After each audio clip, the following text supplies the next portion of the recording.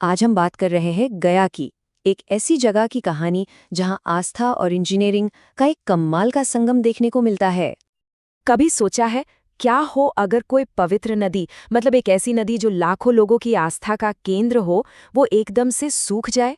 यही एक सवाल है जो हमें सीधे गया की इस दिलचस्प कहानी तक ले जाता है। तो चलिए सबसे पहले समझते हैं कि गया में आखिर वो गहरी आध्यात्मिक समस्या थी क्या, जिसने इतनी बड़े और अनोखे समाधान को जन्म दिया। देखिए, गया को मोक्ष भूमि कहते हैं, मतलब मोक्ष की भूमि। यहाँ की सबसे बड़ी रस्म है पिंडदान, और उसके लिए फल्गु नदी का पानी होना बेहद जरूरी है। पर विडंबना ये थी कि साल के बेशतर महीने ये नदी पूरी तरह सूखी रहती थी। पानी तो छोड़िए, दूर दूर तक बस रेत ही रेत नजर आती थी। ये बात ना उस गहरी तकलीफ को दिखाती है जो तीर्थयात्रियों को झेलनी पड़ती थी। सोचकर देखिए, लोग कितनी दूर दूर से अपने पूर्वजों की आत्मा की शांति के लिए आते थे, और उन्हें पानी में पूजा करने के बजाय उस तपती हुई रेत पर बैठकर सारी रस्में करनी पड़ती थी। कितनी बड़ी चुनौती रही होगी ये। तो फिर इस सदियों पुरानी समस्या का हल निकला कैसे? जवाब इंजीनियरिंग और भक्ति के एक कमाल के मेल में छिपा है, और इसका नाम है गयाजी रबर डैम।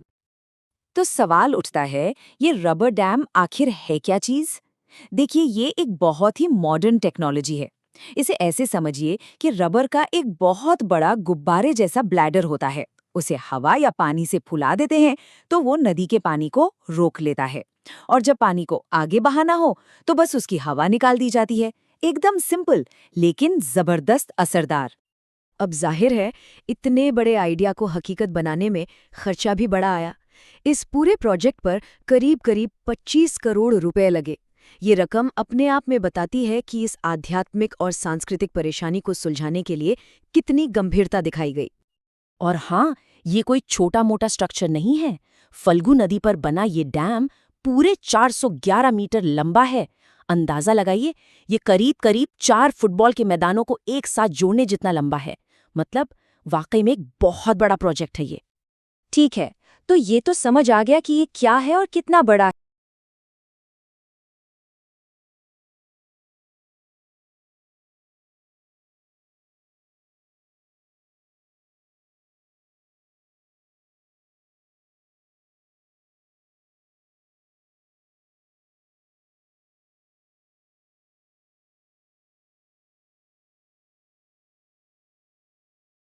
इकट्ठा होकर एक छोटे तालाब जैसा बन जाता है। और स्टेप 3, जब मॉनसून आता है या पानी को आगे जाने देना होता है, तो बस ब्लैडर की हवा निकाल देते हैं और पानी आराम से बह जाता है। कमाल है ना?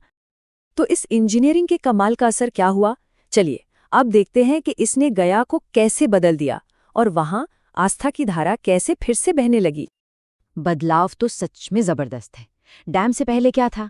फल्गु नदी सूखी और सारा पूजा पाठ रेत पर। और अब वहां साल भर पानी रहता है। इससे तीर्थयात्रियों का पूरा एक्सपीरियंस ही बदल गया है। अब वो सुकून से पानी में अपनी सारी रस्में पूरी कर पाते हैं। तो एक तरह से ये सिर्फ एक इंजीनियरिंग का हल नहीं था, ये एक आध्यात्मिक जागृति का भी कारण बना। लेकिन रुकिए, कहानी यहीं खत्म नहीं होती। जैसा हर बड़े प्रोजेक्ट के साथ होता है, इस कामयाबी ने अपने साथ कुछ नई चुनौतियां भी खड़ी कर दी हैं, और अब उन्हें मैनेज करना बहुत जरूरी है। तो अब नई चुनौतियां क्या हैं? सबसे पहली है गाद यानी सिल्ट का जमना। डैम की वजह से जो मिट्टी जमा हो जाती है, उसे समय समय पर साफ करना पड़ता है। दूसरी चुनौती है वाटर मैनेजमेंट, मतलब ये पक्का करना कि पानी हमेशा सही मात्रा में उपलब्ध रहे। और आखिर में जाहिर है इस पूरे डैम का रेगुलर मेंटेनेंस, ताकि ये आने वाले कई सालों तक ऐसे ही काम करता रहे। और ये सब हमें एक बहुत बड़े और ज़रूरी सवाल पर लाकर छोड़ देता है, वो ये कि ये प्रोजेक्ट इस बात का कितना बड़ा सबूत है कि मॉडर्न टेक्नोलॉजी और हमारी प्राचीन परंपराएं ये एक दूसरे के दुश्मन नहीं, बल्कि साथी हो सकते हैं।